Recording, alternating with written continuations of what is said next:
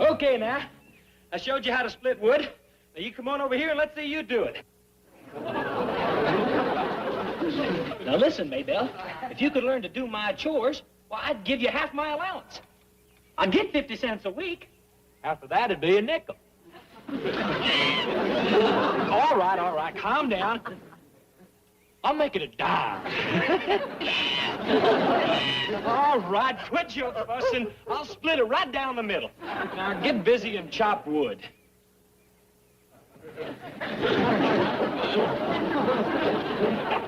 I either got to get me a smaller axe or a bigger rake. Hey, what y'all doing? Just playing. Hey, listen, Ellie. You know, poor little old Maybelle gets awful lonesome. How would you like for her to have a big brother?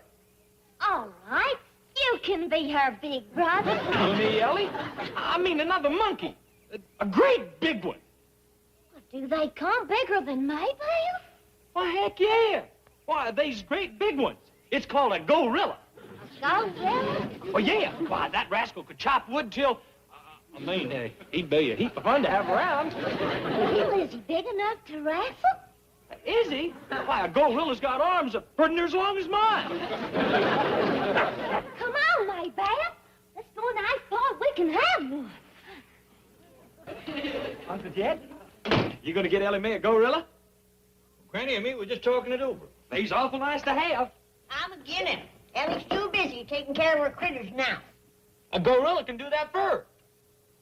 Ain't a gorilla a critter? Oh, yeah? Except he's smarter than most.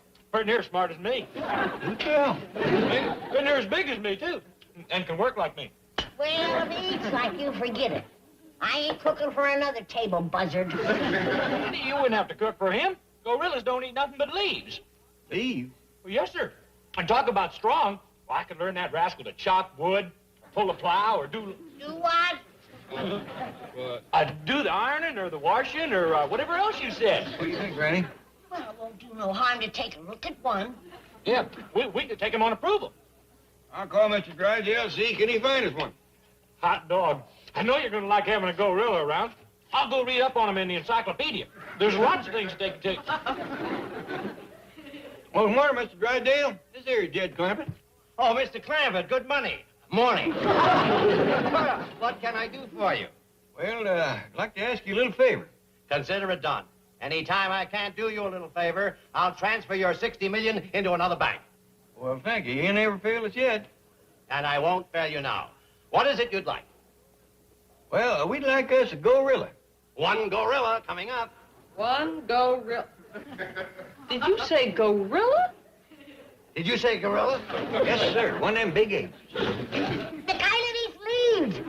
Can you get him over here this morning, Mr. Drysdale? Sooner the better. How about it?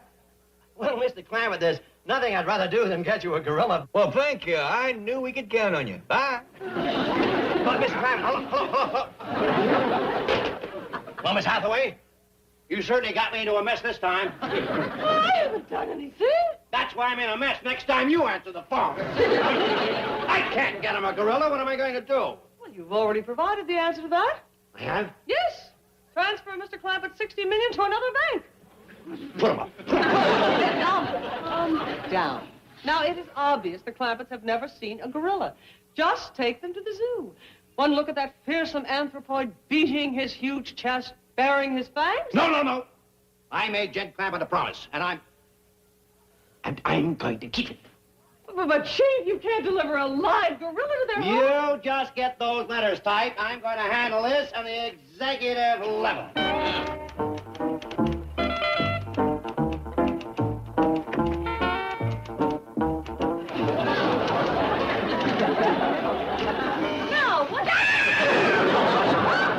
Have no fear. Lord Greystoke is here.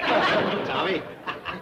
Miss Hathaway, this is Tom Kelly, the greatest gorilla impersonator in the business. Chief, you might have prepared me. Well, I wanted to test the effect. Well, it's devastating. How did he get into the bank? Oh, he changed the men's room down the hall. Pardon me, Mr. Drysdale, but there's one of your tellers out in the window ledge.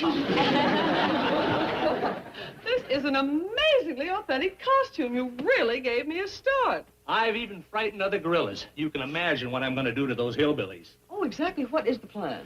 Well, I'm going to be delivered to the Clampett doorstep, just as Mr. Drysdale promised. But in a cage, of course. I see. Now, when they come out to look at me, I put on my act. I start pounding my chest, and then I snarl, and I reach for them through the bars. Well, that should certainly convince them they can never make a pet of a gorilla. May I? Go ahead. Now, in case that shouldn't work, one side of the cage has got some trick bars, you know, so I can spread them out like gargantua. Well, when I start to bend those big steel bars to get out, people really panic. Otis, get the teller off the ledge. No, I found out he was due for a raise, so I left him out there to think it over. Now, Tommy, the truck will deliver you to the Clampetts in your cage. And when you've done your act, you'll come back here with... Miss Hathaway, take that off. Now, where was I? Oh, yes. When you come back here, we'll settle the Oh, that's very funny.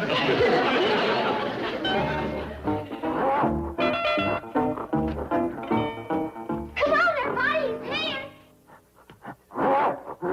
Mr. Drysdale sure kept his word. Don't go too close right off. We don't want to scare him. How come he's in a cage? So he won't run away, I reckon. Don't worry about that. I'll butter his paws. Sure is big and stout, ain't he, Granny? Appears to be if he ain't all hair.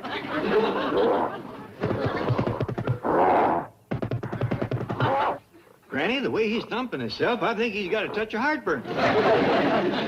Yeah. Probably from eating all them leaves. Could be they's repeating on him.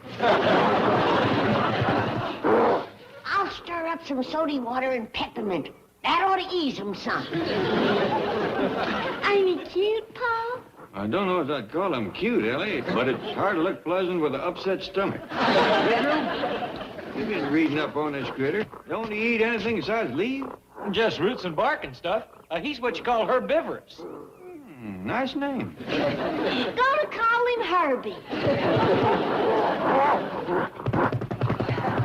Ellie Mae, run in the house and tell Granny to hurry up with that peppermint and soda water. This poor critter is suffering something pitiful.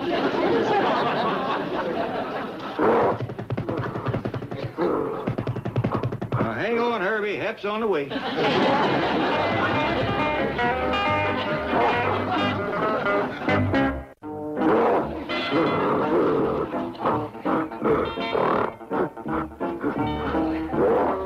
Granny's coming. Herbie, you're gonna feel better now. Here you are, boy. Just bring this down. Why, you ornery varmint? Granny, you hurt him. I'm gonna learn him some manners. Now, Granny, you gotta make allowance. Look out! Heartburn or no heartburn, I ain't gonna stand still for that. Unlock the door, Jethro. I can't, Uncle Jed. It's padlocked. That on you, Herbie. I'll learn you to pick on a poor, weak, helpless old... Look at that. You hadn't ought to got Granny riled. You're going to the woodshed. And when I'm done with you, your heart won't be the only thing burning.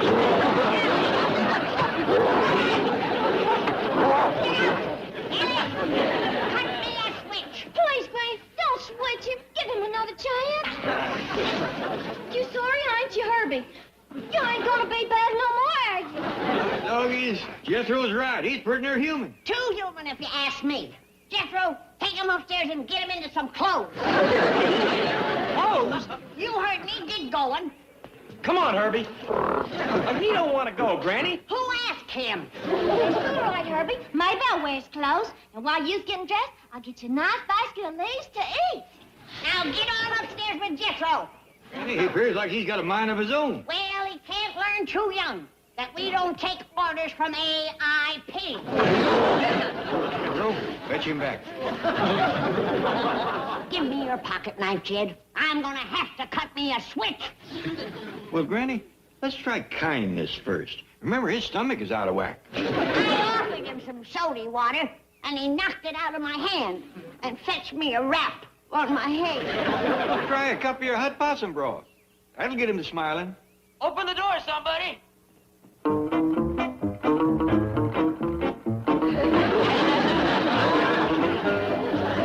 Come on, Herb. Come on, show Granny how nice you look.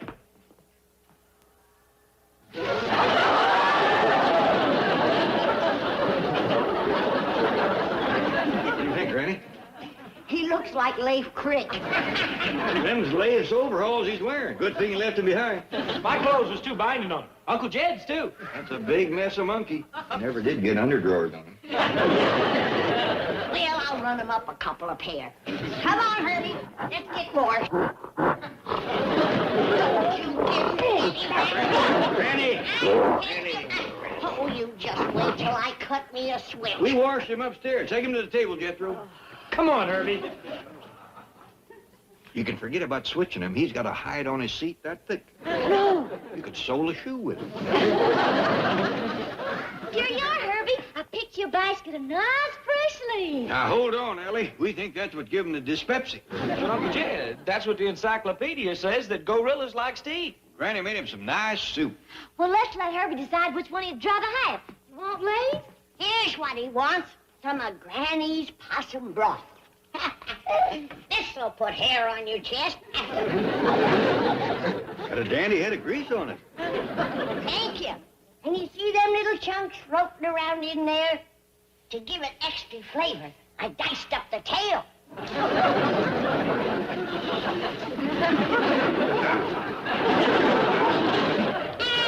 Take that hairy gomer out of my kitchen. He ain't fit to sit at the table. Come on, Herbie.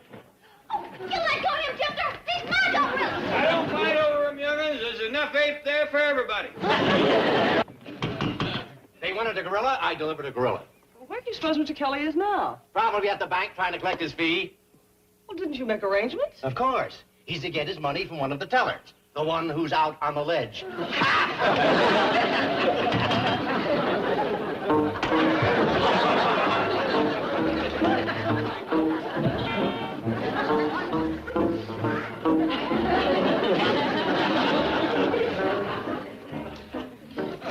Come on, Herbie.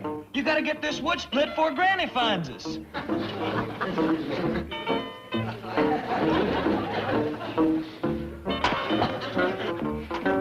Please, Paul, make him stop.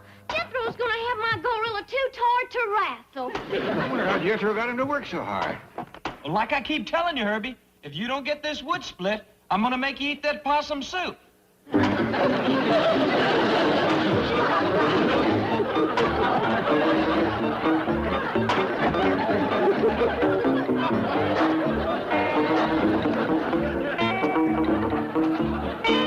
Jethro? You got that poor ape busier than a beaver in a sawmill. Oh, heck, Uncle Jed. He ain't even worked up a sweat. It's kind of frazzled to me.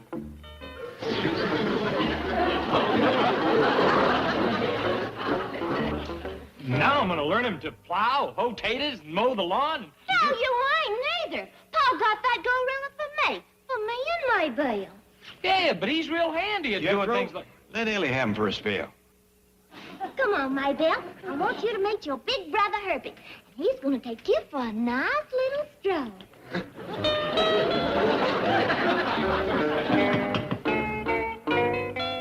Sorry, Chief. No sign of life. I just had a horrible thought. What if that gorilla scared them so bad they went back to the hills? Oh, I hardly... That's what probably happened. One look at that terrifying beast, and they hopped in the truck and took off. Now, we'll never see them again. Chief! Isn't that the terrifying beast approaching?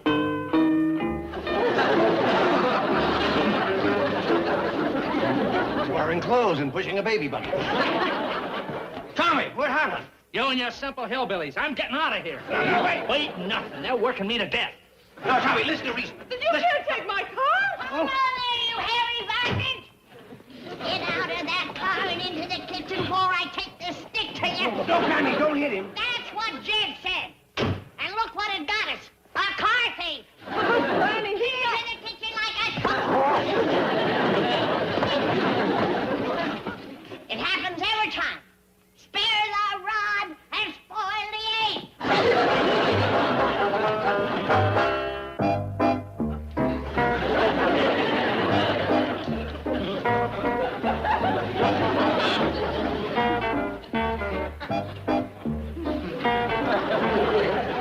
Clampett, you can't domesticate a gorilla. Do I? Have them do ironing and things like that. They're dangerous. You can't trust them. That's the truth. Look what he done to Granny's bloomer. I don't want her to see him. She'd scorch his.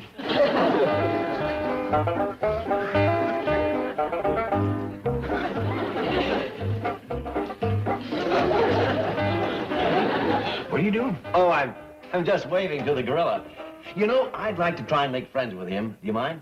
Oh, he needs all the friends he can get. I wonder if I could be along with him. Well, if you want to chance it.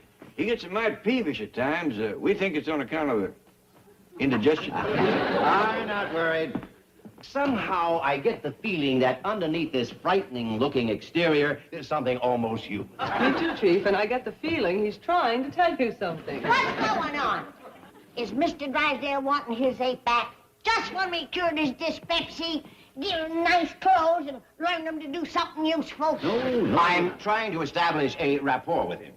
If he needs a rap, use this on him. Oh, we'll get along just fine. Now, Miss Hathaway, I want you to take Granny and Mr. Clampett into the far end of the house, so my friend here will know I'm not afraid of him. Well, I'll go along with that. Come on, Granny. Oh, by the way, his name is Herbie. And don't turn your back on him. I still ain't forgot the clout on the noggin he give me. Tommy, you struck that poor little old lady. That poor little old lady gave me a shot in the mouth that loosened my teeth. Now, you give me my money. I'm getting out of here. No. Not until the job is finished. The job is finished. Pay me. No, please, Tommy, listen to reason. The Clampetts think you're a real gorilla. Oh, you're going to think so, too, unless you give me my dough. Oh, no. We made a deal, and you're a professional actor. And I'm also a wood chopper. And a nurse made to a chimp. And as soon as I get finishing ironing these flour sack drawers, that big goon Jethro's gonna hook me up to a plow. And you know something? I gotta do all that on green leaves and possum broth. You let them bluff you. Frighten them. Beat your chest. Every time I beat my chest, that little old lady beats my... Oh, don't be such a baby. Look, Mr. Drysdale, I need money for new teeth. Unless you pay me, I'm gonna use yours. Your money's at the bank. I'll see. Now, just hold it, Kelly. If you walk out of me right now, you'll have a suit on your hands. Oh. Here. Now, you got a suit in your hands. Now, keep plowing, Herbie. Howdy, mister. You seen anything of gorilla? Yeah, he's right in the kitchen there. Herbie! Hey, Herbie! Herb! Jethro, Yeah, Ellie, what do you want? have you seen Herbie? No, I'm looking for him, too, and I better find him before Granny does. What do you mean? Well, he done shed his clothes. He's gonna get himself a weapon. No, he ain't neither. I'm tired of folks being mean to my monkey. Well, he ain't your monkey, Ellie. He is so. He ain't neither. He is. He ain't. Maybelle found him. Herbie, you get into these overhauls. You got plowing to do. You leave him be.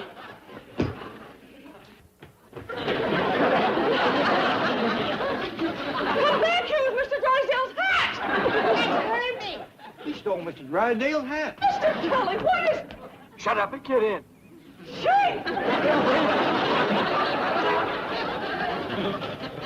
It's all right, don't worry. Well, Granny, he wasn't much at ironing, but he drives a car real good. Yonder goes Herbie. Come back. Let him go. Good riddance. Does appear we got a hold to a bad ape. Had a real thieving streak. All right, Pa. And so did Maybelle. Me too. Please, Pa. We want a gorilla. Yeah. Well, I reckon we hadn't ought to judge a whole patch by one bad melon. Jethro, fetch the truck around.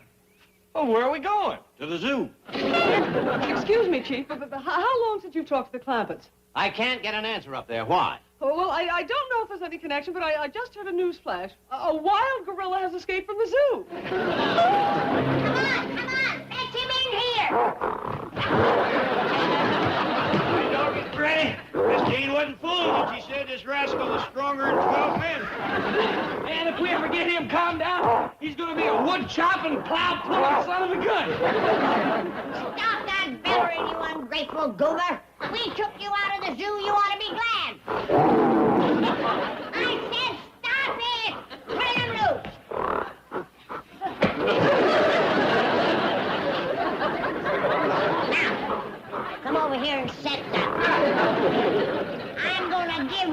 some possum soup. Come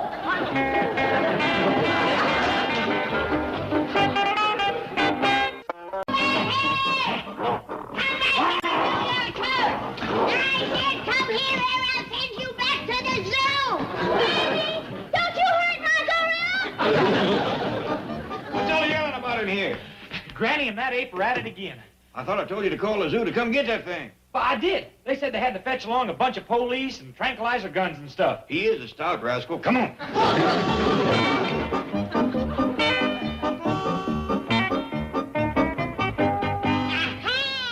Now I got ya.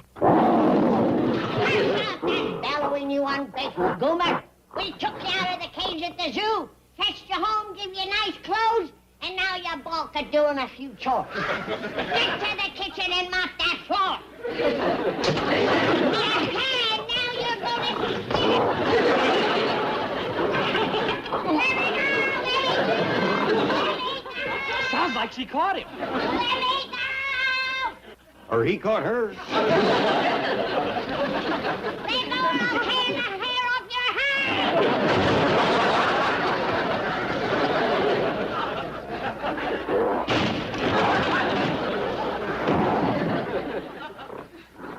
Had enough?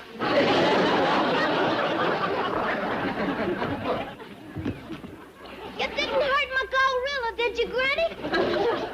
You fetch him back and I'll fan his tail till he lights up like a lightning bug. Now, Granny, you and that ape best call it a draw. You kicked him down the cellar steps, he throwed you through the door. Keep this up and somebody's gonna get hurt. Hey, here comes 3 cars full of police. Oh, they're fixing to shoot my gorilla. Finish the shotgun, I'll hold them off. Police use tranquilizer guns to calm him down. Let's see, can we get him to take a shot at Granny? Whose side are you on? That's on me, everybody. I say we as well rid of that bad-tempered varmint. Well, I got to admit he ain't as much fun as Herbie. Yeah, that first gorilla Mr. Drysdale sent over was a dandy. Yeah, I'll say. Well, he was chopping wood and, Washing and ironing. I'm looking after my credit. and digging taters. He did take the chores real good. Please, Pa, let's get Herbie back. Yeah, let's get him back. All right, I'll call Mr. Drysdale. You heard me, Herbie. You're going back to the Clampetts. No, thanks, Mr. Drysdale. What do you mean, no thanks? Why'd you bring the gorilla suit? To show you the damage from the last visit. These hands used to be the same color as that face. Oh, what did that? Granny's Lysol. Well, don't wash your hands. That's from washing clothes. Oh, a little shoe polish will fix it. Now, come on. No, thanks. That suit's too hot. And Jethro made me chop 2 cords of wood, dig 5 bushels of potatoes, and haul a whole acre of... Tommy, boy, that's good for you. You're putting it on a few places. Every place but my wallet. Oh, I see. Money towards, eh? How about that? You're whispering. All right. Here's, $200. No, thanks. I'll double it for you. You will? Yes. Here. Forget it. Yeah, you're right. Do it for kicks. I've had my kicks. Every time I growled, Granny would lay those big army boots right here.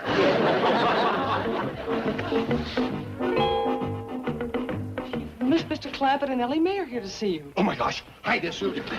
Tell me, have a heart. Jed Clampett has more than $60 million in my bank. If he finds out that Herbie wasn't a real gorilla, I'll lose it. In other words, this whole thing is money in your pocket. Tommy, would I send you back to the Clampetts just for money? Mr. Drysdale, for money, you'd send Custer back to the Indians. Drysdale? Just a minute, Mr. Clampett.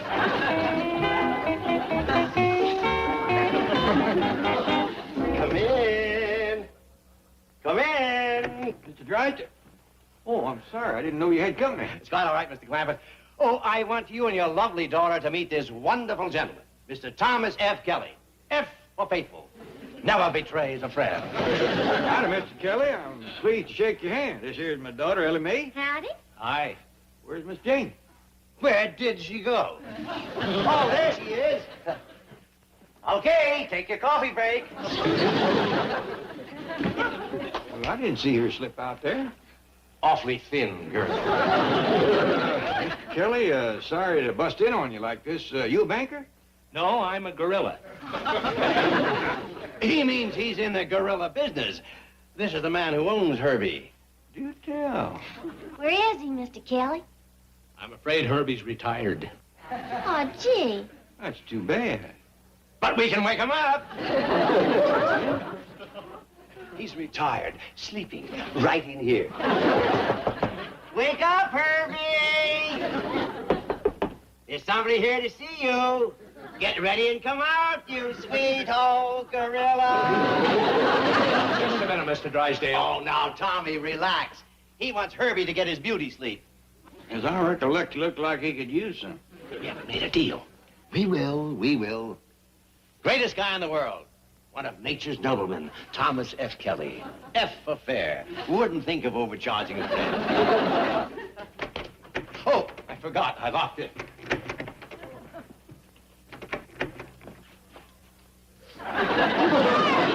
Howdy, Herbie. Hello, Herbie boy. Oh, Herbie's just wasted away to skin and bone. It does appear his hide has some slack in it. Pining away for you folks. You're coming with us, Herbie. Is it all right? Sure, take her home. Her? Oh, I mean Ellie with the gorilla. Come on, Herbie. We take you home and fatten you up on some of Granny's possum soup. Mr. Drysdale and I have some business to conclude before Herbie can leave.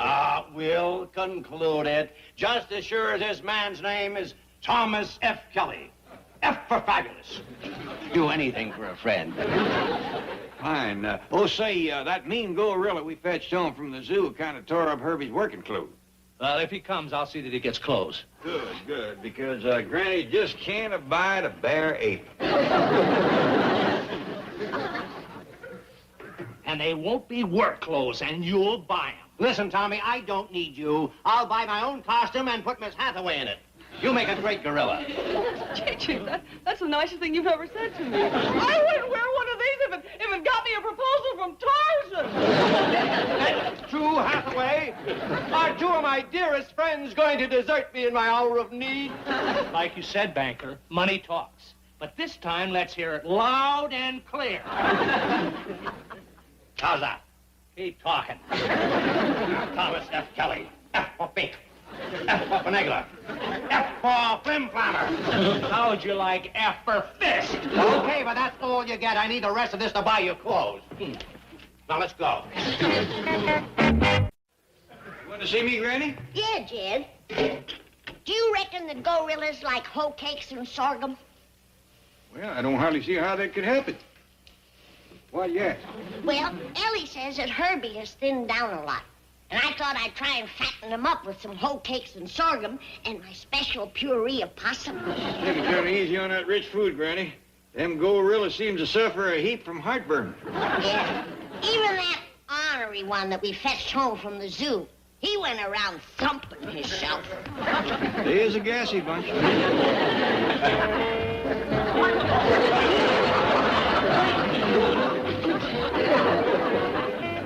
This is ridiculous. The clappers are expecting a gorilla, not King Farouk. That did it.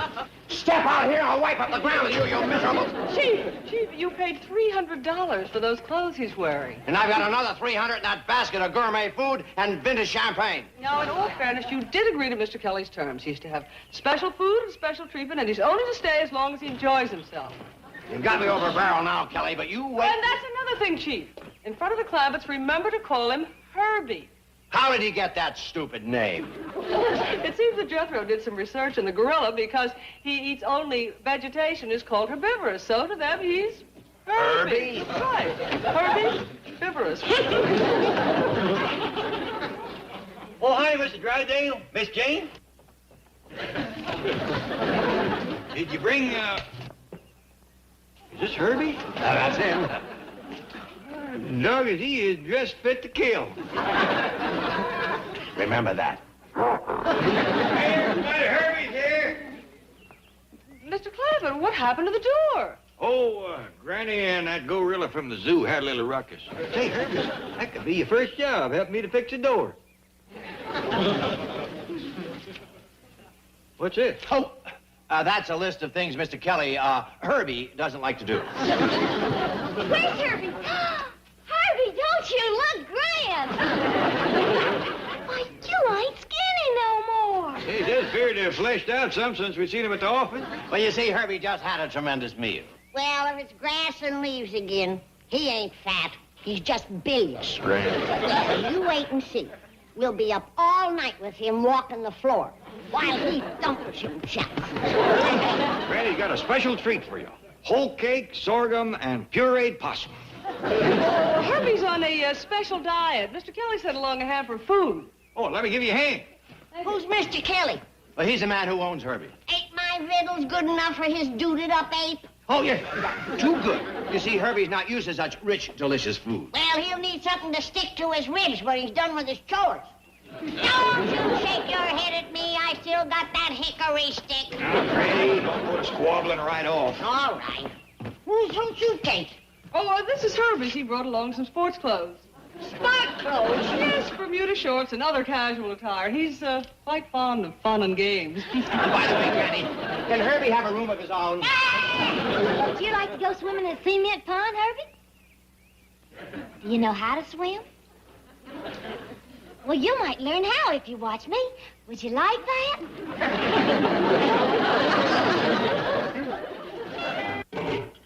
You ain't gonna get no work out of that playboy ape. Did you get a good look at the duds he's wearing? It wasn't exactly work clothes. Why, he looks like a hairy diamond Jim Brady.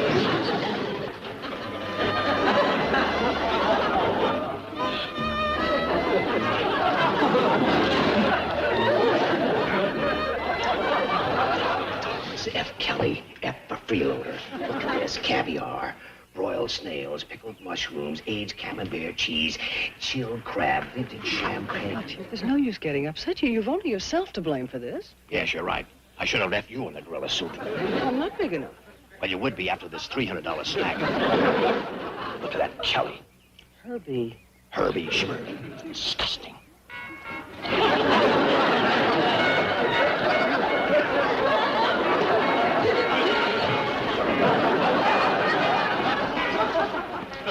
See that, Herbie? That's sweet. So are you. You want me to swim some more?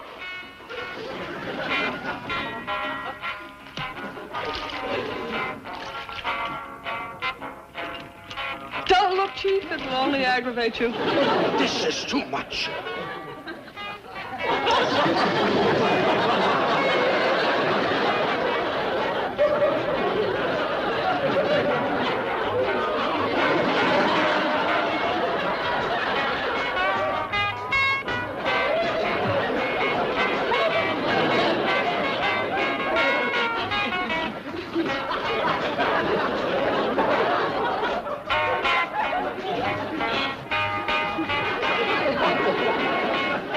I wonder what the sentence would be for murdering a gorilla. Now, Chief, there's a man in that suit.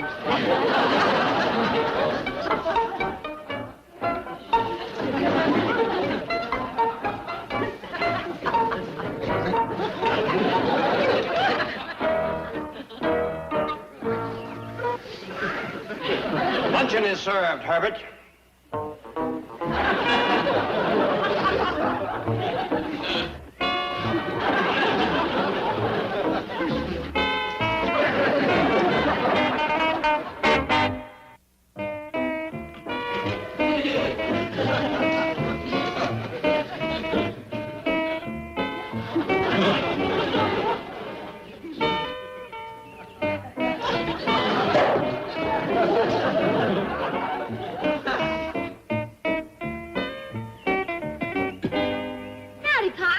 May? I don't want you drinking none of that gassed-up cider. Just go in the house. Well, Herbie and me was fixing to have victuals. Granny has got your lunch in the kitchen. Well, I'd rather eat here. Granny ain't in the mood for no more turn-downs. Now, scoot. Do like I say. Yes, sir, Paul. Herbie, I'll give you a little advice. Man to monkey. You done push Granny about as far as she'll push. Any more, and she'll turn your hide as pink as them rompers. Bye, Granny. I'll see you later. Are you hungry? Starving. The sight of all that delicious food has made me ravenous. Yeah. There ain't nothing tastier than puree of possum. Sit down, have some. No, wait a minute. I didn't mean... Oh, no, Very good, Lizzie. I cooked up pretty near 3 gallons. Figured the gorilla for a whole gallon, but he's got his own kettle. Well, you see, that's just it. I promised Herbie I would eat with him out by the pool. Are you saying you'd rather eat with that ape than me? Oh, no, of course not. Are you saying that his victuals is better than mine? Granny, there's nothing in the world like your puree of possum. Believe me. Sit down. You can have the 8th gallon. Oh, Ellie, I'm going out to find Jed. Here, you dish up Mr. Drysdale a great big heaping hepping of possum. And make sure he gets plenty of giblets. Maybe you'll get the left hind foot. That's good luck.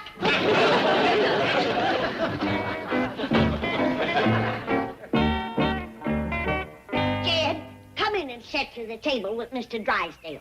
We'll let that stuck-up gorilla eat by himself. Now, Granny, before you go to bad-mouthing Herbie anymore, there's something you ought to know. Now, Mr. Kelly that owns him has got to take a lot of the blame. What you mean? He buys some fancy clothes. Yeah, but he sure skimps on the victuals. You wouldn't believe what he's got that poor ape eating. What? Snails, toadstools, spiders. No. Yeah, Spiders? great big red one. Herbie was sitting there cracking their bones trying to get at the marrow. That's terrible. But where he really saved money was on the cheese. Bad, was it? Boiled rotten. If Herbie hadn't had the wind at his back, he'd never got it up to his mouth. I hate to see an animal mistreated. Me too. Granny, I got a notion. Why don't we buy Herbie from Mr. Kelly? By dingies, I like that.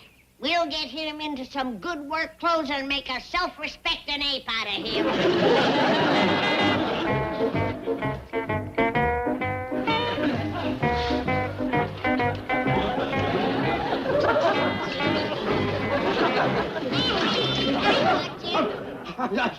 Don't deny it. You were sneaking back for seconds. Yes, that's it. Granny will fetch it. Come sit down. I want to talk to you. Oh, what about? Well, could you bring that Mr. Kelly over? Mr. Kelly? Yeah, I want to talk to him about buying Herbie. I don't think he'd sell. He's really wrapped up in that gorilla. You just get him here. I'll talk to him. Well, that's going to take a little thought. Here, you can eat while you're thinking. My doggy, she'll give you seconds, thirds, and fourths. The left hind foot is in this batch. Thanks, I'm going to need it. They're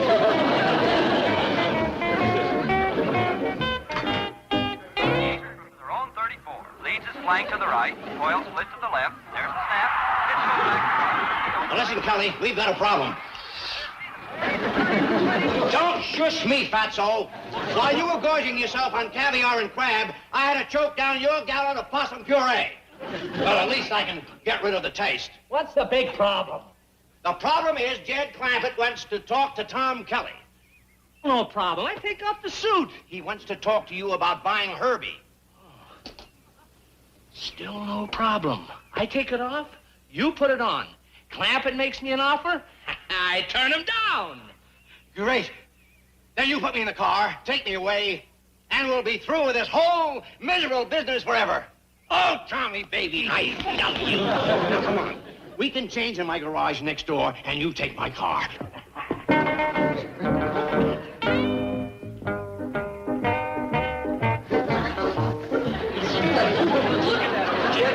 We're doing all the work, and that lazy good-for-nothing ape is strutting around like a movie star. Things is gonna change, Jethro. I'm fixing to buy that rascal. Herbie? Quick as he's ours, we'll break him of them bad habits. Well, here's Mr. Kelly now. Howdy. Well, Mr. Clampett, Mr. Drysdale said you wanted to see me. That's right. This here is Granny. Howdy. My nephew, Jethro. Howdy. Of course, you know Herbie. Sure. I wouldn't hug him if he fed me spiders. Well, Mr. Kelly, I'll come right to the point. We'd like to buy Herbie. Oh, Mr. Clampett, I couldn't sell this wonderful animal. Besides, gorillas are very expensive.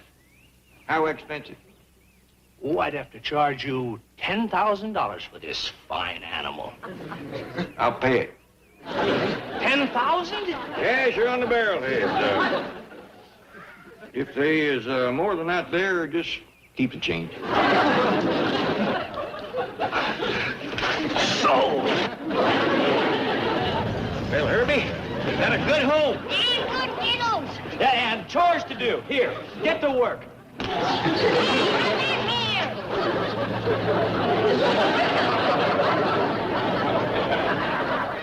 Well, there's the first bad habit to break him of, chasing cars.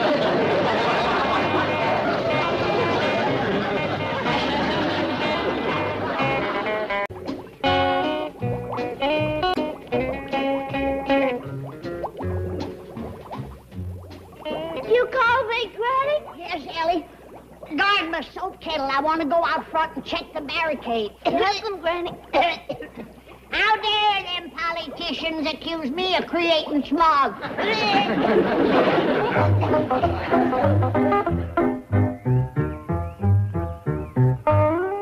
That's Sam Hill. Well, this wasn't here when I left this morning. Drop your gun and reach for the sky. Drop it and reach. You tell me what's going on here. Give the password. Tarnation, Granny. That ain't it. Enough of this foolishness. Well, I had to make sure you weren't the enemy in disguise. When you're feuding, you can't be too careful. Feuding? With who? With the Beverly Hills smog goomers. And I didn't start it either. Here, read that. You are hereby notified. It says when I make soap in my kettle out back, that I am creating a smog hazard. You will immediately It cease. says if I don't stop making soap, I'm going to get arrested by the smog commissioner. The violation of the When the above. Beverly Hills say I can't make soap, then I say it's time to fight. Well, ain't you going to read it? Yeah, when my eyeballs stop bouncing. Jed, don't tear it down. Talking, not shooting, is a way to settle these things. Jed, we can't let them stop me making soap. Well, I aim to see about that. Now, you tell Jethro to come out here and help me take this down. He can't. He's busy making a feud. Granny, have you got that boy all steamed up thinking there's going to be a feud? I can't remember whether I mentioned it to him or not. Hey, take a look at our feud tag. I guess I did mention it to him. But, Jed, the right to make soap is one of the 4 freedoms, and we can't let it get trumped on. Granny, there ain't going to be no feuding. You just trumped on another one. Hey, boy, lift this up. I can't. What do you mean you can't? Fooled you. Take a look. I got levers hooked up to the shifts on the pedals so that I can drive and shoot from in here. What do you do but steering? Oh, this here's a tank, Uncle Jed. It ain't got none of them luxury extras. Come on out of there, boy. Yes, sir, Uncle Jed. As soon as I find the opening. Jed, if I can't cook up my homemade lye soap, I'd just as soon die. Granny, I told you I was going to talk to somebody. Jethro? Uncle Jed, What is it, boy? the steering weren't the only luxury extra I forgot. What was the other one? The door. Are you sure? Yes, sir. I'm sure. I'll go around back and fetch you a crowbar. And Jed, we don't need no tank. Just one look at my shotgun and that smog commissioner will back right off. Granny, go out in the kitchen and get you a nice cool glass of buttermilk. There ain't gonna be no feuding. Granny, whilst I'm waiting, I'd sure like a cold glass of that buttermilk. Of course, I'm gonna need an extra long straw.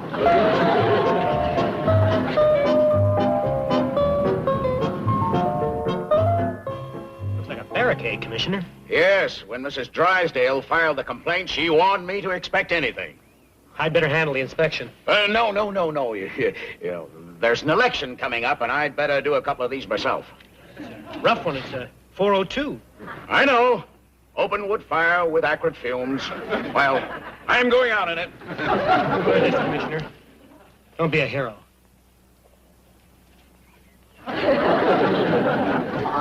Everybody knows the talking comes after the fighting, not before.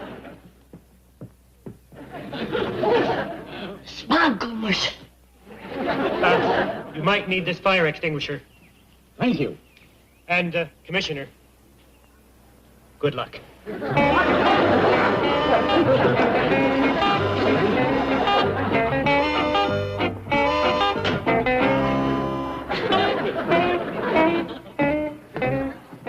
That's the ugliest varmint I ever did see. Where's the shot?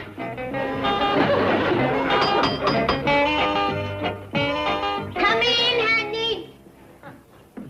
Mr. Clampett? Drop it!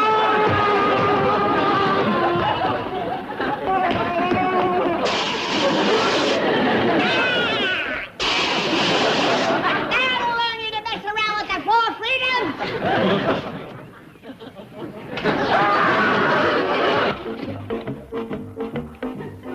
Margaret, what do you mean Tinsley's going to stop the Clampetts from making soap? I thought you contributed $500 to his re-election campaign. That's why he's doing it. Miss Hathaway, get this jerk Tinsley on the phone for me. And when I stop him, I'll be home and talk to you. Chief. Don't chief me. Get him on the phone. Why, the cheap, double-crossing, two-bit ward healer. But Chief... Show me this Commissioner Tinsley, and I'll show you a fathead. I'm Commissioner Tinsley. I'm a fathead. What's that? Oh, Miss Hathaway was just showing me how well you'd look in a mustache. Quite becoming. Erase this, Miss Hathaway. I'll come right to the point. I understand J.D. Clampett is a client of yours. He certainly is. Oh, I just remembered. I have here a $600 contribution for your re-election campaign. Well, now that's very public-spirited of you, Mr. Drysdale. Thank you very much. It's my pleasure. Now, I'm sure you want to forget all about the Clampetts and this silly soap making. No, I won't. What? Not only are they contributing to smog, but just a short time ago I got chased from their house at gunpoint, threatened with a crowbar, and grabbed by their pet gorilla. Well, I admit they're not much at entertaining. Listen, Drysdale, if these people don't cease all burning immediately and destroy their soap-making apparatus, I'll make sure they're thrown into jail. Wait a minute, Commissioner. That's all I gotta say. Goodbye. What about my contribution? Oh, say thank you again.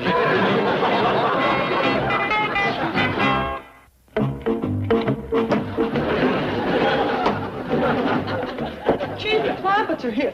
Kid, there ain't no time to sit around and jaw. We gotta commence the attack. I'm sorry to cause all this ruckus, but Granny here is about to start a feud with the whole county of Beverly Hills. What? They may have us outnumbered, but we got a cause. The right to make soap. Now, wait. If you'll just give me a chance to see the commissioner again and discuss this. Sure. Drysdale, nobody hates feuding worse than I do. I tried to talk to him, but he wouldn't have no truck with me. I don't know what to do. He'll listen if our shotguns do the talking. Granny, Mr. Clampett, if I may interpose a note of reason, in a democratic society, there are established ways to redress our grievances with public officials. I already gave him $600. I was referring to the ballot box. Mr. Tinsley is running for re-election. I suggest you participate in the campaign and attempt to defeat him on Election Day. You mean me run for smog commissioner? Well, actually, I meant to... We know what you meant. It's Mr. Clampett's civic duty to run. And it's certainly better than feuding. Isn't it, Miss Hathaway? Well, it ain't better, but at least it's some kind of a fight. Hold on now. I appreciate the thought, but old stump kicker like me couldn't win no election.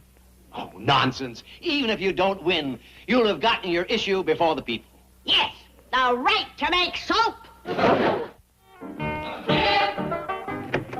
Hey, Uncle Jed, I'm back and we got this election in the bag. Now, take it easy. The only reason I'm doing this is to save Granny from Beverly Hills and Beverly Hills from Granny. Well, wait till you see what I got for the campaign. You're going to be a shoo-in whether you like it or not. The only thing that matters is keeping Granny's mind off her shotgun.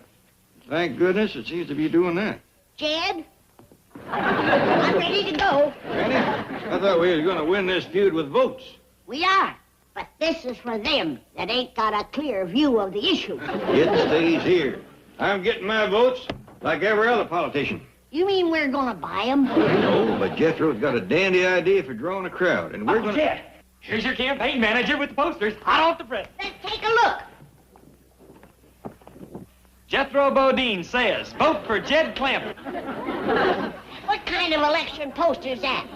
That's the only picture I could find. Are you kind of tooting the wrong horn? What you mean? Well, shouldn't my name be at the top? Oh, I got one of them, too. Vote for Jed Clampett for Smog Commish. Jethro Bodine, campaign manager. Some old printer run out of room. Really, Chief, don't you think it's about time you started going to a barber shop for your haircuts? Well, what's wrong with this?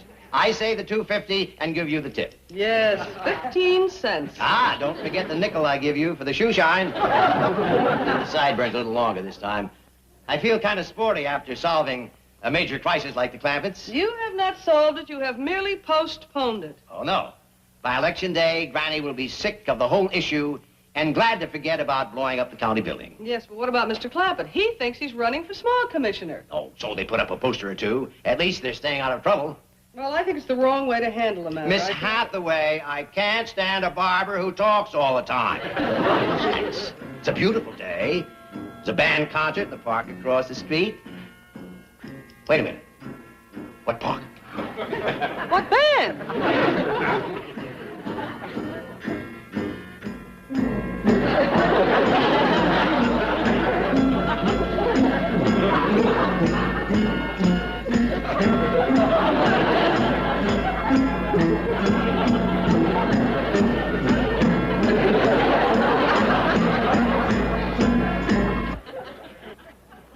Folks, neighbors. Excuse me, Uncle Jed. That folks and neighbors just ain't got no class. You give me a little while, I'll write you a real speech. Mr. Clampett, what are you doing? Well, we're campaigning, Mr. Drysdale. Gee, I hope we didn't interrupt your lunch. Boy, you sure must be a sloppy eater. Yes, we heard you praying and came right down. We're drumming up a crowd so Jed can say a speech. And it's heartwarming to see how the people's ready to support me. They are? Why, every time we play, folks try to drop money in my tambourine. But we don't need it. Jed stands ready to sink all of his $62 million in this campaign. All right, hit it. We've got to get them off the street. They'll be arrested. Perhaps if we suggested a campaign rally. Good idea. Mr. Clampett, you ought to start your campaign with a rally. You know, a speaker stand, flags, crowds, the works. Well, all right, Mr. Drysdale, if you don't mind us stopping traffic along here. Oh, not here. At your house, to show them you're a homeowner and a family man. Yes. Hey, that sounds like a good idea, Uncle Jed. I'm his campaign manager. That might be fun at that. Well, don't you worry about it, Mr. Drysdale. We'll take care of everything. You just go back to your spaghetti or whatever it was you was about to eat. Bye. No, this is... Now you run along. There ain't nothing worse than cold spaghetti. When do you want to have a rally, Paul? This afternoon, Ellie. I'll get some sheets to hang on the side of the tank. I mean the truck. And Jethro can print on them. Ellie can do that, Granny. I just thought of a way to tell the whole city about the rally on one poster. One poster? Where are you going to put it? Up there. I'm going to skyride it.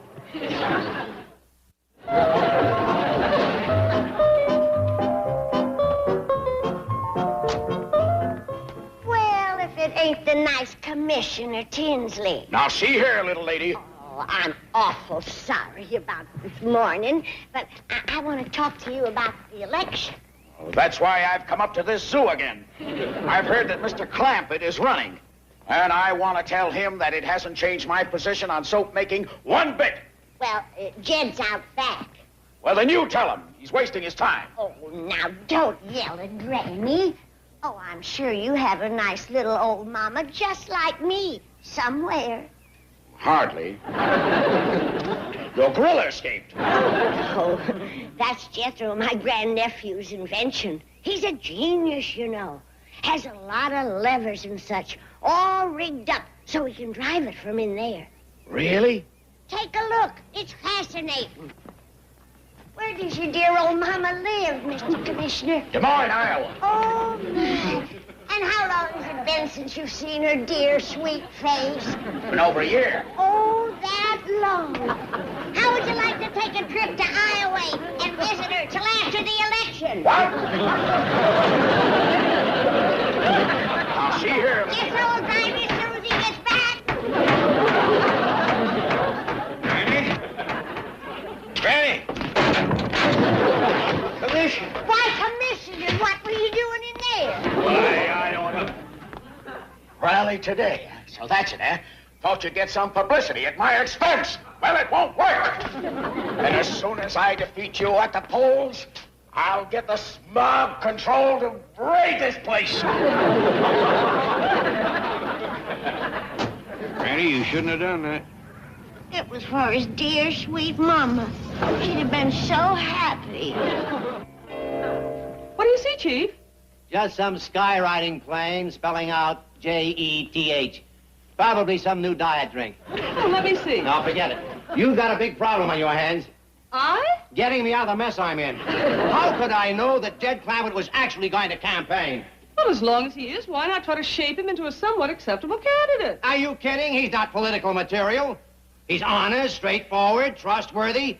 What kind of a politician would that make? And he has no sophistication. He's just a rail splitter, born in a log cabin. Isn't his similarity to Lincoln amazing? Who? The man on the $5 bill. Oh, yeah, Lincoln! What about him? I was just saying that Mr. Clampett has a great deal in common with him. Yes, he has. See, I wonder if with the right public relations... Oh, Chief, I didn't mean... No, wait, you hit on something. We can play up the log cabin, the rail splitting, the honesty bit. Oh, what a campaign! For a small commissioner? Oh, that's only the beginning. With this gimmick, there's no telling how far he can go. Mayor, state senate, governor's mansion. Chief. From there, it's only a hop to the White House. Honest Jed Clampett, President of the United States. And I'll be right there beside him, Secretary of the Treasury. The Mint is my playground. A summer home at Fort Knox. Now, lie down. Let me put this bag of silver dollars on your forehead. Well, I reckon we better forget about having the rally today. Yeah, we ain't gonna get no big crowds with that.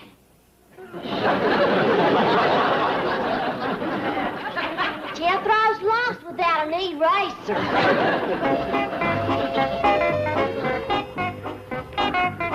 Don't nobody say nothing. Hold on, boy. You done your best. Dumb old pilot. He weren't no help spelling at all. Couldn't draw neither. Don't take it so hard. We'll have that rally. Yeah, but I was all ready for it today. Done got a speech wrote up for you and everything. Ellie Mae, go and see, can you cheer him up? Yes, sir, Pop. Let's hear the speech, Jed. All right. Looks like a dandy. Friends, Romans, countrymen, lend me your ear.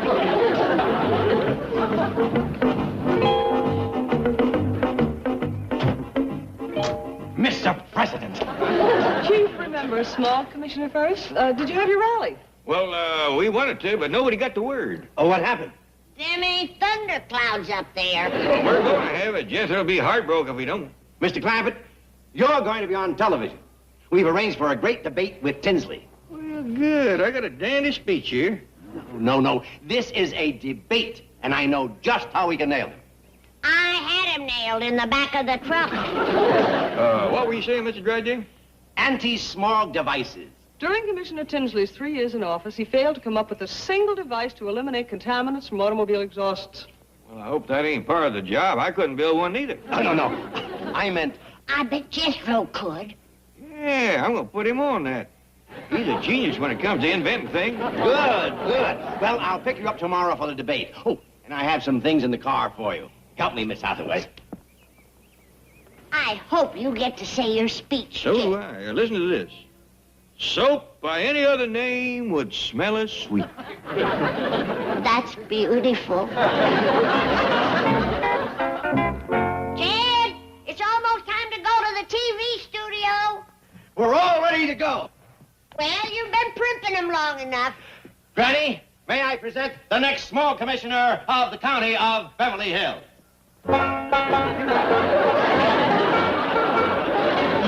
Wonderful. All we need now is a beard. Drydale, I don't want to wear this. I'll give it. But you must. It's all a part of the campaign. How do you do, Granny? It's the small boomer. Everybody out back. We gotta protect the soap. Keep the old fire burning. Now, hold on, Tinsley. What is this? I just came over to offer Mr. Clampett one last chance before the debate to withdraw from the race. Running scared, eh? Now that you're up against Honest Jed. I ain't gonna do it. I don't care if it costs me the election. I can't try to be somebody I ain't. But, Uncle Jed, we got the election in the bag. I done invented a small device small enough to fit on any car. What? I never saw one that small. Why, that's amazing. I tested it. It works. This is without my device, and this here is with it. Filled it completely. What a breakthrough. I'll pull the truck up front and demonstrate it for you. We'll make a fortune. Now, wait, Mr. Drysdale. If it's good for folks, we'll want to give it to the country. Yeah? Well, that's wonderful. In return, I'll allow Granny to make her soap. What are you talking about? Mr. Clampett's gonna be the new small commissioner. Oh, no, Mr. Drysdale. If Mr. Tinsley will allow Granny to make her soap, he's got my vote. No. I never cared about running no house. It's a deal, then. Okay, Mr. Tinsley. Ready to put my device on the truck. Ah, you're a genius. Building a workable device this small. Oh, the device weren't nothing. The real problem was making the filter. Filter?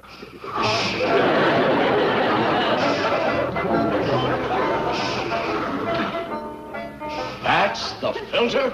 Yeah, you ought to see it before I got it down to size. Great Scott. And you ought to hear the speech he wrote.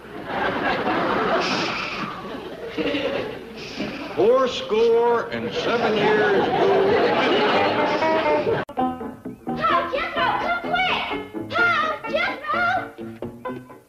What's the matter, child? It's Granny. Some fella on the phone says she can win 5 free dance lessons if she answers a simple question. What the heck did she say? What's the question? Well, he ain't asked it yet. Granny stalled him till you can come in and help her. Come on, let's go. It ain't every day you can win 5 free dance lessons. I say nice weather we're having. Is he still on the phone, Granny? Thank goodness you're here. If I answer Yeah, I a know. question- Let him ask the question. All right, start with the question. Got a bad connection. All right, start with the question. What did he say? What did he say, Granny? He said to get ready for the question. What large neighbor of ours is located just south of the border? Let's see now. South lays that way. Well, it must be Miss Drysdale. Yeah, she's large. He's the Drysdale. It's Mexico. Shucks. I get another chance? Who's Mount McKinley named after? Let's see now. That must be... Wait. McKinley. That's it. I won. There's where my education pays off, huh? That's Marvin of the famous Marvin and Marita Dance Studios. They're coming right over to the house to give me my lesson. I'll be waiting. They was calling from the grand ballroom of their international headquarters. Did you have to give them that international headquarters bit? What did you want me to do? Tell them we're calling from a phone booth and only got 3 dimes left? Why did you have to tell them we have a ballroom? We don't even have a hotel room. Never mind. Let me do the talking. You've been doing nothing but talking since we got married. We were going to be the biggest dance team since Astaire and Rogers. We were going to play the Palace. We did play the Palace. Yeah, in Saginaw, Michigan. Look, all we need is a new act. Now, giving these lessons will tide us over until we can put one together. Now, come on, let's get out to the Clampetts here and teach them how to swing and sway and dance their way to poise and social success. Okay, Twinkle Toes, as soon as you get off my foot.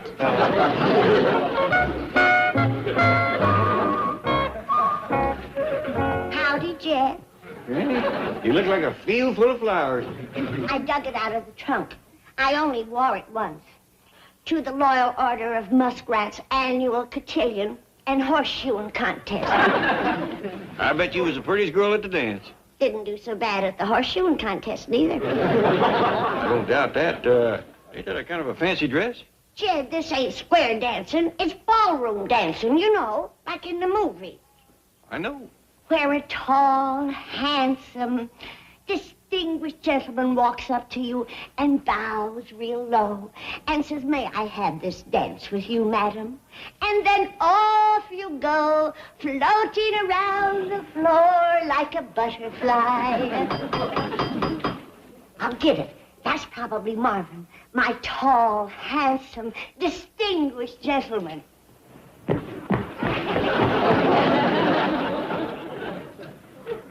We are here, Marvin and Marita. I don't suppose there's any chance that you're Marita. This is Marita. Hello. Howdy. Howdy. Mr. Clampett? Don't be disappointed, Granny. He's probably a real high stepper. It don't matter. At my age, you have to take your ballroom dancing where you can get it. Get a load of Scarlett O'Hara. Yeah. Well, start playing Red Butler and sell some dance lessons. Howdy, I'm Jed Clampett, and this here is Granny. Howdy, let's dance. Oh, I don't blame her for being anxious, Mr. Clampett. After all, dancing lessons are the key to meeting people, new friendships, romance. Sounds like just a thing for my daughter and nephew. Wonderful. Let me tell you about our M&M method. Start the music. It's the free lessons. First thing she ever won, you know. I understand. And now we'll show you how easy it is to swing and sway and dance your way.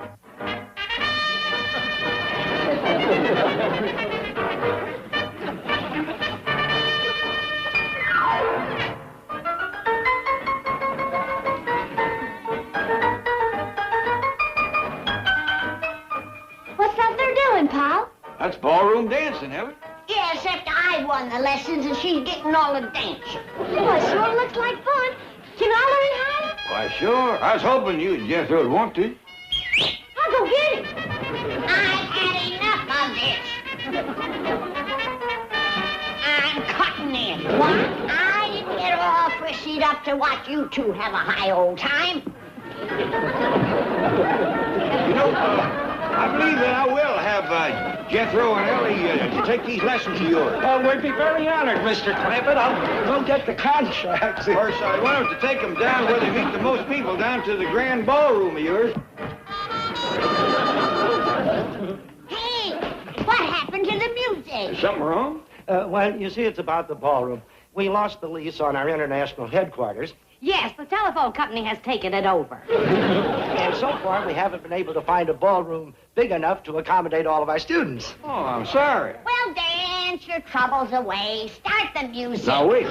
Now, don't you worry, Mr. Marvin. You can give your lessons right here. Just bring all your students over here. All our students? No, we couldn't. Well, maybe not all of them, but bring a couple of hundred or so. No, we really couldn't. Yes, you could. Now start the music.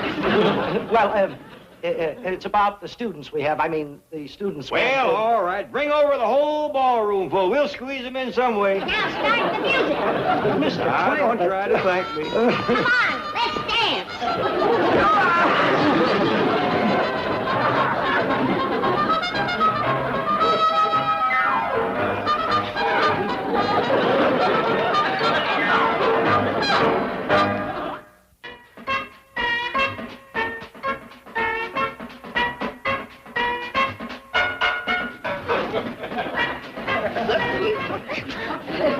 You hammerlocked me.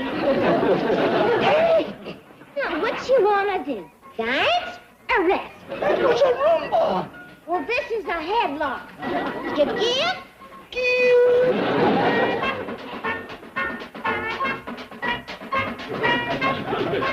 No, Jethro, you've got to keep in time to the music. I'm sorry. I keep forgetting which to move, my feet or my jaws. Well, let me take the sandwich. Yeah, which end do you want?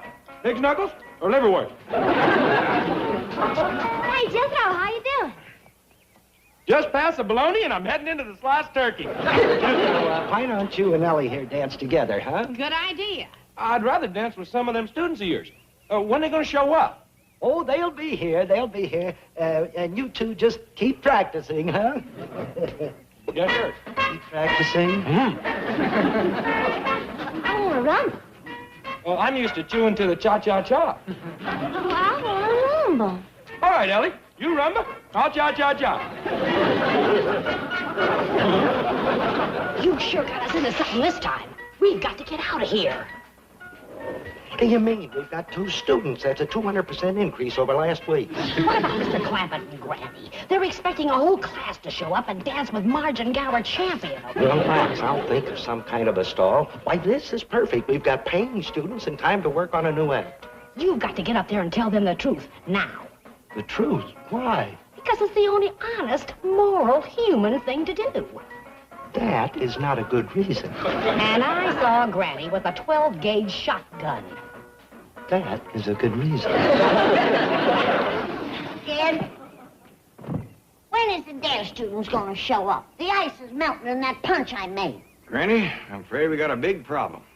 Yeah, what to do with 40 gallons of watery paw punch? Well, I'm thinking maybe none of Marvin and Marita's students are going to show up at all. I don't blame them.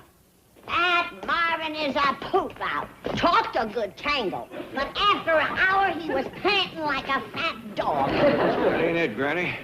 I'm thinking maybe all of Marvin and Marita's students left them high and dry when they found out they lost a lease on a grand ballroom. Would they do that? Well, I noticed that a lot of folks in Beverly Hills set a great store by tinsel and show. Don't mean nothing to them what a body is or does. Why didn't Marvin and Marita say nothing? Pride, Granny. Must be a bitter pill when all your students desert you the minute you ain't got a fancy dance hall. I don't let on. Mr. Clampett, Granny. Howdy, Marvin. Nice weather we're having. Yes, well, I have something very difficult to say about the dance students you're expecting. You come to tell us that them students ain't gonna show up at all, right? Right. Marvin and Marita have no international headquarters. They have no grand ballroom, and they have no students. He come right out and admitted it. We know it weren't easy. I mean, you aren't angry? Of course I'm angry. Always riles me up when folks is that downright ungrateful. But we all gotta learn to forgive. That's right, Marvin. What's done is done. Oh, but I just feel terrible about this whole thing. You know you do, but we want you to stop thinking about it. And you're both welcome to stay here and teach Ellie Mae and Jethro as long as you like. Well, thank you, Mr. Clampett. Granny, I'll go tell Marita. Poor fella, he's taking it awful hard. Marvin, have you snapped your cap? No, everything's okay. They know all about us, and they're not mad at us. You have snapped your cap. No, we can stay.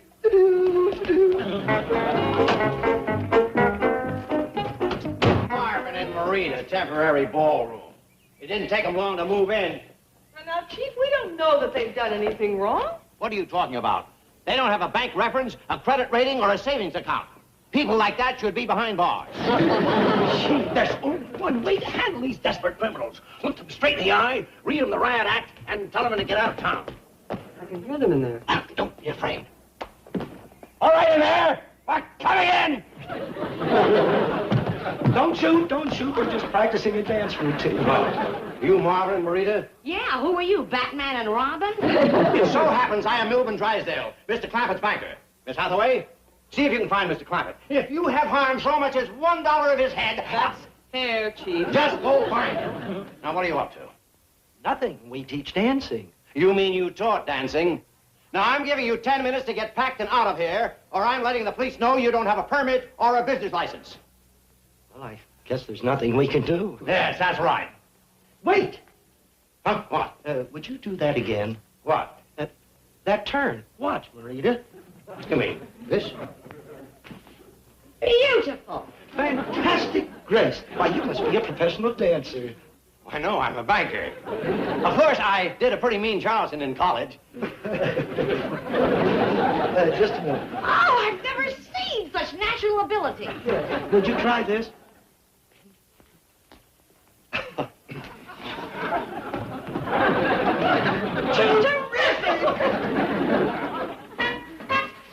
Oh, I say we're going to rumba. No, we ain't. We're gonna cha-cha-cha. Rumba. Cha-cha-cha. Rumba. Cha-cha-cha.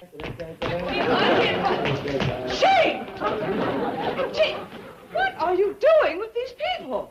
These people happen happen to be professional entertainers who recognize natural ability when they see it. I thought they were desperate criminals. That's your trouble, Miss Hathaway. You're too suspicious. Why, they even played the palace. But where are the Clampetts? Well, they said they'd be out by the pool. Now, we'd better get back to the office so I can wire the Bankers Convention Committee. You see, I'm in charge of entertainment this year, and I want to tell them that I have found the perfect act to open the show. Oh, that's wonderful, Mr. Drysdale. We'll do our best. Oh, no. You've helped enough. All I need now is a little rehearsal.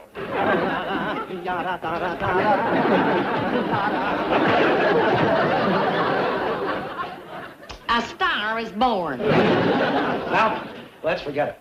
You know, what the new act needs, I think, is a stronger finish. You know, something like this. I do hope Marvin and Marita ain't letting this get them down too bad. Must have been an awful blow.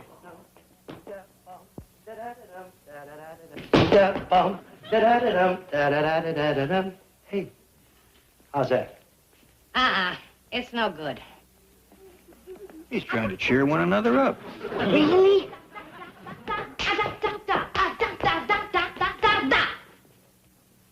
No, nothing seems to work. Don't that just tear your heart out? Singing and dancing for one another. And we just got to get them some students.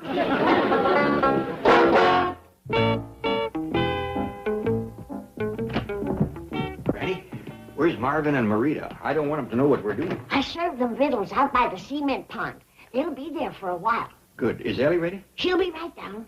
All right. Now you get on the phone and find somebody to win some free lessons. I'll be outside. I sure hope Jethro's idea works. Well, he says nowadays you can sell anything if you advertise enough.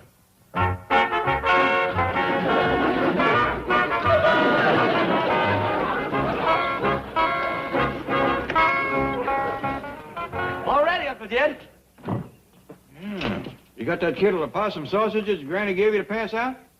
Yes, sir, Uncle Jed. Can't you smell them? Yeah. Sure you want to wear that chauffeur's outfit? Well, this here's my dragoon's outfit from the movie studio. First rule of advertising is to get folks' attention. Possum sausages would do that. How'd I look, pal? Beautiful, Ellie. Now dance your heart out and sign up lots of students. I will. Show them some of that rumba ha-cha-cha. Yes, sir. I couldn't find no good records for the phonograph, Jethro. I guess we'll have to tango old man Rep. I don't care. Just put one of them on and let's go.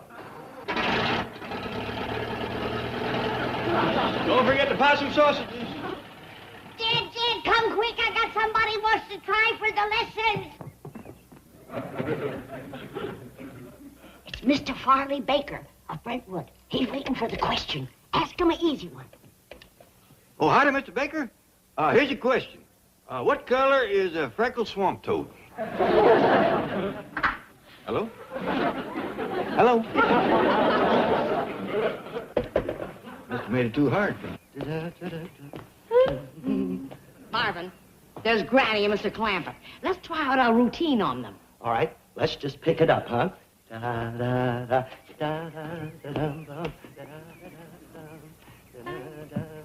Smile, smile, and Look at that. You're still trying to give one another a little something to smile at. Did you hear about the guy that put the bandages in the refrigerator? Bandages in the refrigerator? What for? Cold cuts. Jed, that's the saddest thing I've ever seen. Laughing on the outside, crying on the inside. Hey, did you hear about the fellow that crossed a snake with a horse? Crossed a snake with a horse? Why? In case he bites you, you can ride him to the doctor's. I can't stand no more. Hey. They're crying. Well, we've bombed out before, but this is an all-time low. Now get a hold of yourself, Granny. I think there's the young'uns coming now. He's coming awful fast. They probably got a crowd with them.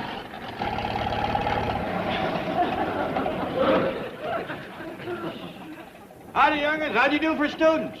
Not too good, Uncle Jed. Didn't the possum sausages work? They worked all right. And where is everybody? Right behind us. Drive on, boy. Huh? Drive on, drive on.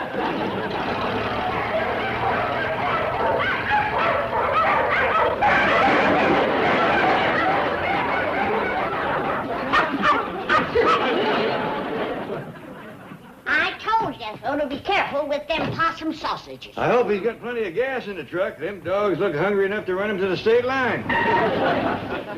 Who's that? I don't know. Maybe we got some students after all. Mr. Clampett, Granny, I've got something I want to show you. Mr. Drysdale. No. It's not Mr. Drysdale. It's Drysdale and... Hathaway. I want to show you my act. Your act? Yes, it's for the Bankers' Convention. We're going to be the main attraction. Hit it, Hathaway. They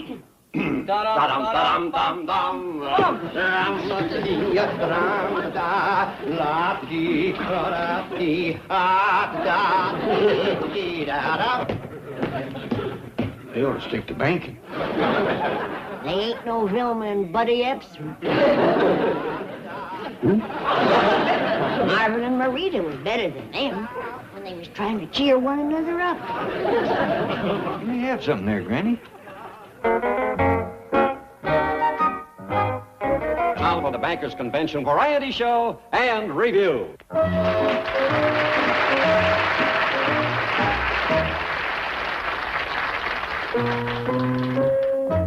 That's a mighty nice thing you're doing, Mr. Drysdale, getting them two started in the show business. My pleasure, Mr. Clampett. Just keep your part of the bargain. I will. Okay, we're on.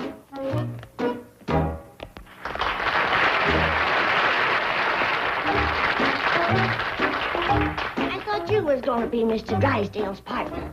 I was, but when he saw Mr. Clampett dance, he told me to turn in my cane. Bravo, Drysdale and Clampett. Clampett and Drysdale.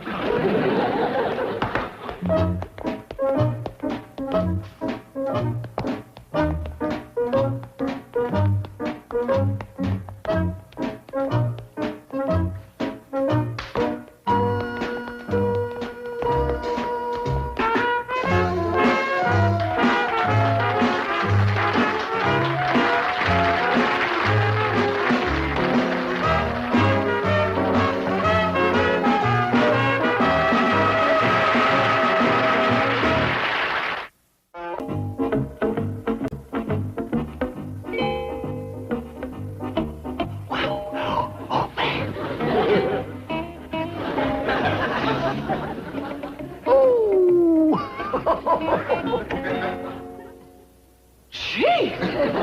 This is shocking. I know what you're looking at in those viewers. Girly pictures. Ah, ba-ba-boo! Would you look at that?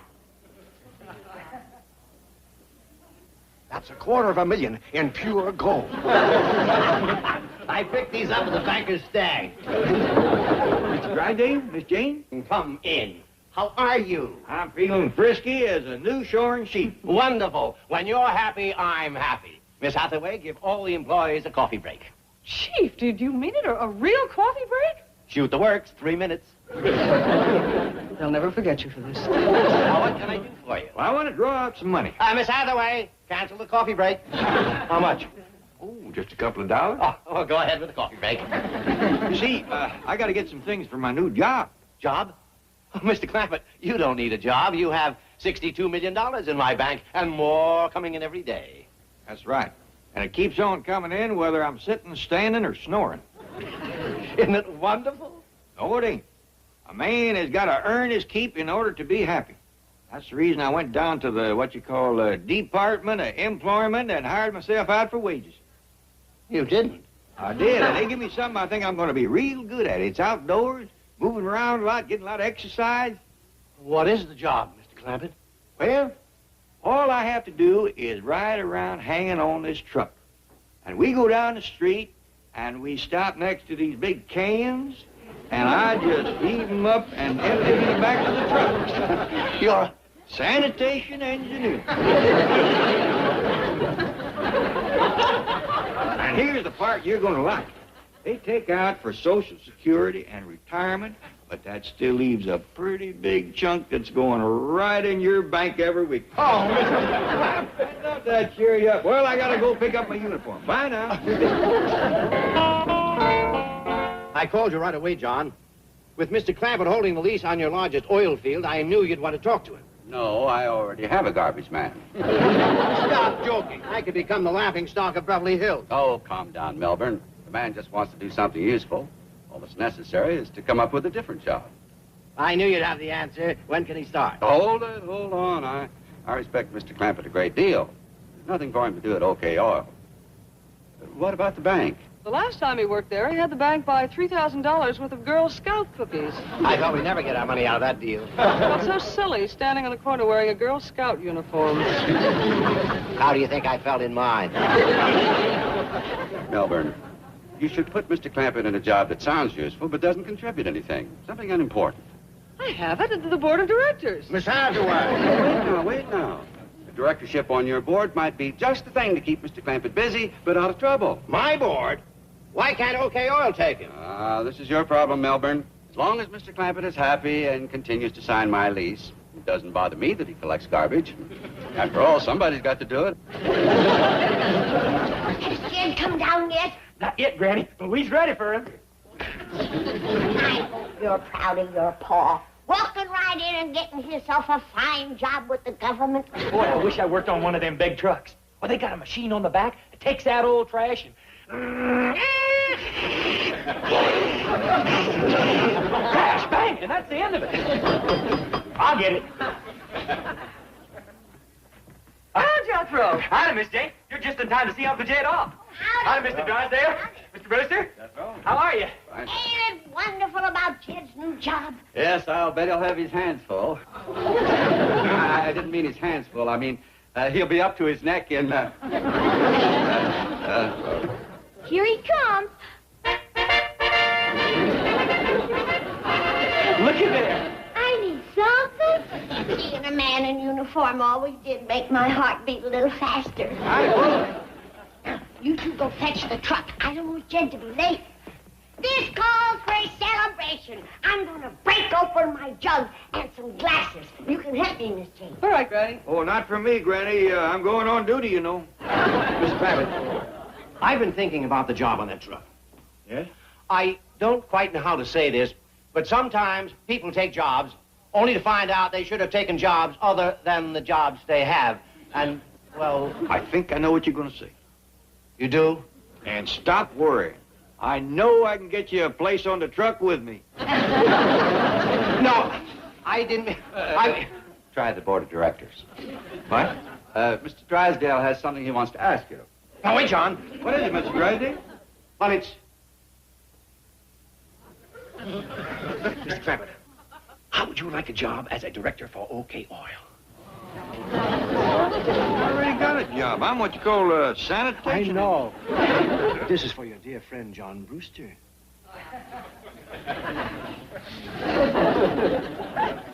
He didn't ask me. It's not easy for a man like John to come begging for help. Things that bad down to the oil company? Just say yes, please.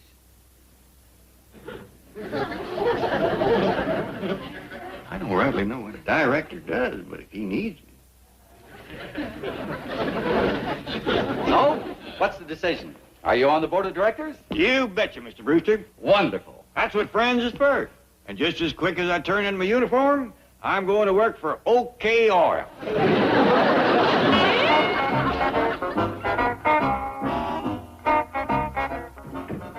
Gentlemen. Don't worry, John. Mr. Clampett will be here any minute. That's what worries me. I've already got a new director who's on my back because of falling profits. Now you've given me Jed Clampett to shove down his throat. Just tell him Mr. Clampett owns your biggest oil field. Well, that doesn't make him director material to E.W. Braxner. Tough, huh? They call him the Wolverine. Good morning, Mr. Braxner. Nice having you with us. That's what you think. Morning, neighbor. Well, you're addressing me. Yes, sir. My name is Clampett. I'm here to start work, but I didn't know exactly what I'd be doing, so I brung all my tools. I don't know where you belong, man. Try down the hall. Well, thank you. I will. That's Braxner. He flew in on the company plane an hour ago. Well, good luck, John. I'll be leaving now. Oh, no. You got me into this. Now you're going to stick around for the fireworks. Morning, gentlemen. As you know, I called this special meeting to elect a new director to the board. I only hope the meeting will be better than the coffee we just had.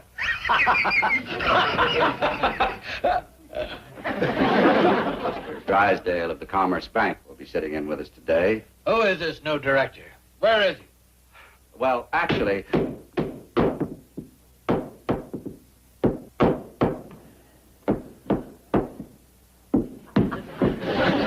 Well, I hope the noise ain't bothering you. I seen this loose carpet in here, and I didn't want nobody to trip. Well, howdy, Mr. Brewster. Mr. Drysdale. I've been wandering around here like a cow in a cornfield looking for something to do. gentlemen, our new candidate for the board of directors.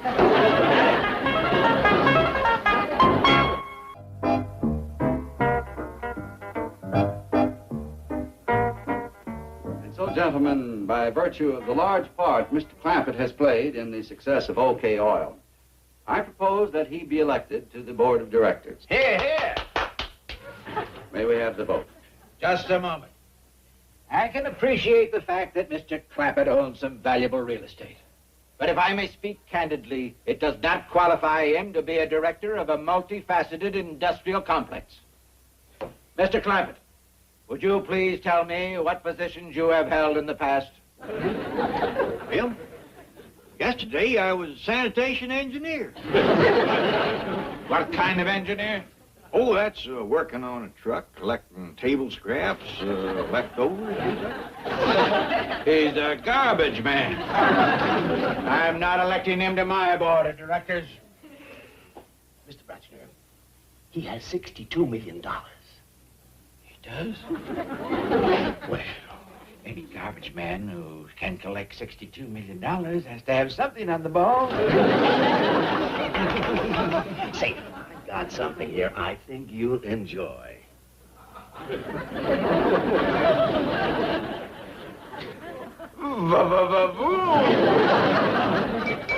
Gentlemen, may we have the vote, please? All those who favor Mr. Clampett's election to the board of directors, raise their hands. Mr. Bratchner. Oh, yes, by all means. Congratulations, Mr. Clampett. Well, thank you. Thank you. Well, now that I'm a director, can I get back to the loose carpeting? Oh, no, Mr. Clampett, that'll be taken care of. But we need you for more important things. Well, that's what I'm here for, to help. Oh, good. Just have a seat. Oh, howdy, Pa. We come to watch. Uncle Jed, you directing yet? Here I am, young'un. Say, I'd like you to meet these nice folks. Where's Granny? Here I am. Somebody ought to fix that loose carpet. I hate to say I told you so. How do you do, Granny? Howdy. What's everybody slicked up for? Is it a wedding or a funeral? This is the board of directors, Granny. I was just elected unanimous. Good. I got a whole basket of celebrating victuals for you. Hey, Grouchy, how would you like a pickled hawk egg?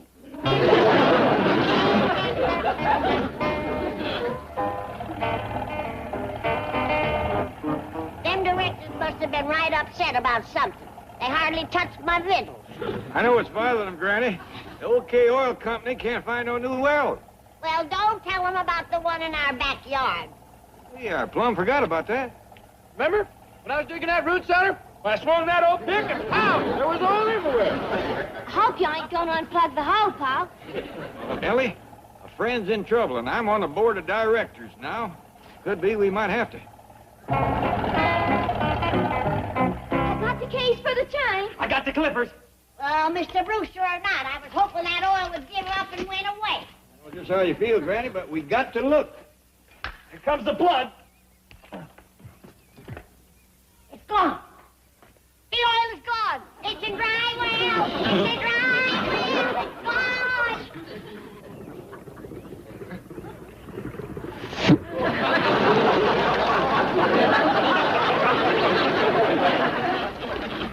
Well, there it is, another dead blasted fortune. What do you mean you can't find that leak? That pipeline's been losing 30 barrels an hour for the past 2 hours. Yes, I know, but here the line goes under the city of Beverly Hills.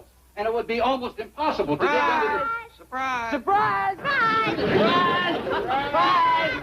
It's them again. Let me out of here. It's gonna kill. Mr. Brewster, we brought you a present. Your oil trouble is over. Well, this is crude. I know, but we had to put it in anything we could find. I know where this come from. Well, exactly where did it come from?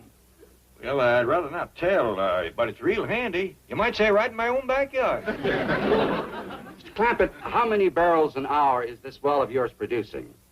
Well, I don't know, but in a couple of minutes it'll fill up a churn, a cheese crock, a milk pail, and 3 fruit jars. Well, you live here on Crestview Drive, don't you? Yes, sir. Mr. Clampett, this is my oil. That's right. It's all yours, and we don't want no thanks for it, and if you can arrange it, no money. Well, that's very kind of you, Mr. Clampett. Hey, you better find where to empty these, Uncle Jed. Yeah, we want to fill them up again. Well, ordinarily, it would go down to the refinery here in Long Beach. All right, family. Grab your oil and try not to spill now.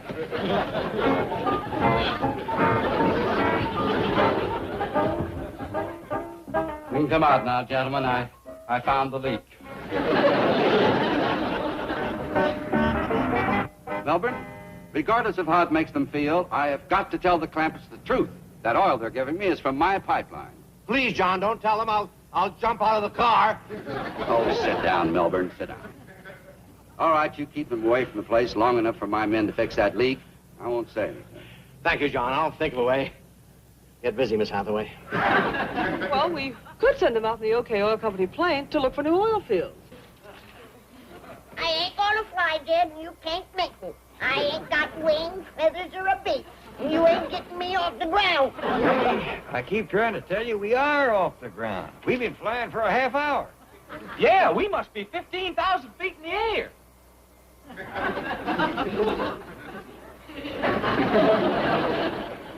Well, he is high up. Look at that little cow down there. He ain't no bigger than an ant. Granny, that is an ant on your window. I sure don't see no oil fields. Heck, you wouldn't know an oil field if it come up and bit you on the nose. Would you? Well, no. What a wild goose chase that was. We was up in that plane for hours without seeing a sloop. Sure hate to give up, but I've been looking through those spy glasses for so long, it felt like we was going around in circles. Well, at least you found one well. Jed, it's dried up. Sure has petered out. Dry as a mouthful of cotton. Poor Mr. Brewster, we got him all excited over a flash in the pan. What are you going to say to him? I don't know, but I hate to tell him that this well has turned out to be a duster and we ain't found another. Maybe you can think of something else to make money for his company. I already started studying on it. Hey, Uncle Jed, let's get back on that plane. Just so hush up. Can't you see your Uncle Jed is studying on something? But I found this book about flyers and flying, all about fellas like Rickenbacker and Lindbergh and things. Just so hush up. But I want to get back up there and learn how, so I can get me some paying passengers and earn me some spending money. Just so. Will you be quiet? Can't you see you're making so much noise your Uncle Jed can't think? Hush up a minute. I told him to. Not him, you. Always got the answer. I do? That whole company plane is going to waste. We could take on passengers and make the OK Oil Company a barn full of money.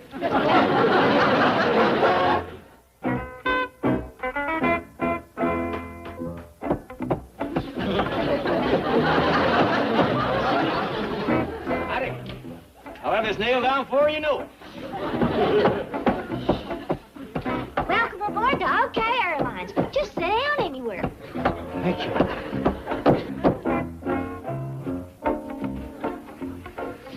Excuse me. We're supposed to sit on benches? Yes, sir. We can carry more folks that way. Yeah, that means I can take it to Albuquerque. You're flying to Albuquerque? That's right. Where are you going? Bombay, India. Bombay. I wonder why they put us on the same plane. It's a strange route. Well, maybe it's one of those special tourist deals. Well, all I know is my ticket costs only $10. So did mine. What's going on here? What have you done to this plane? Now listen, Grouchy. We're letting you ride free. On account of you're a director, but you gotta sit down and be quiet. What's this? This is Jed's idea. In case we hit a bump. There. That ought to hold you. That's a granny knot. You think this entire OK Oil Company is a commie plot? He's going to take off. Is these all the tickets you sold, Ellie? Fright sell. Well, it'll take us a little while before we get known. But in the meantime, we got to be on schedule. Say, are you the pilot of this thing? No, I'm the co-pilot. One of the VIPs who thought of this offered to sit in for me. Yeah. What kind of a flyer is he? Strange. Real strange. You know, John, the Krampus might have something. That plane holds, what, 10 or so comfortably at $300 a shot? Oh, we could make a fortune by... John? What's the matter, John? That's the OK Oil Company. Airplane!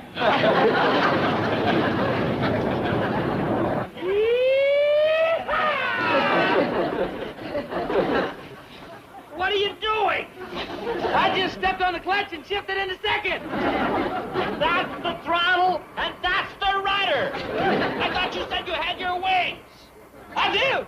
See here? This is Captain Midnight.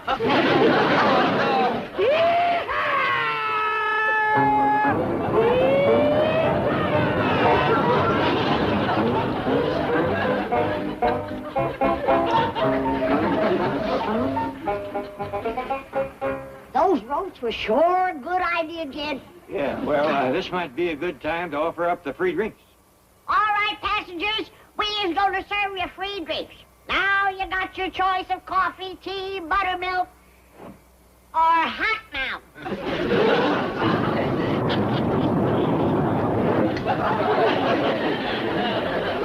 Who's flying this thing? I think you all better have hot mouth. I want to turn back. Me too.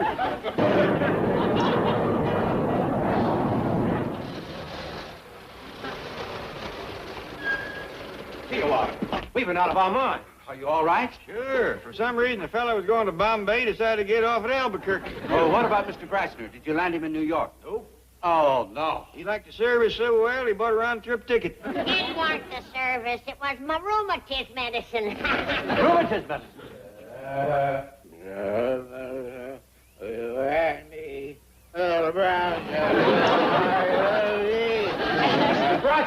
Oh. It's good to be back in New York, gentlemen. A fine flight. Oh, take a peek at this, buddy.